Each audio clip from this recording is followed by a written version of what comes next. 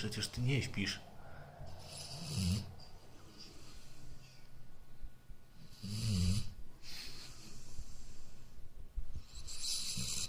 Ma otwarte oczy. Aha.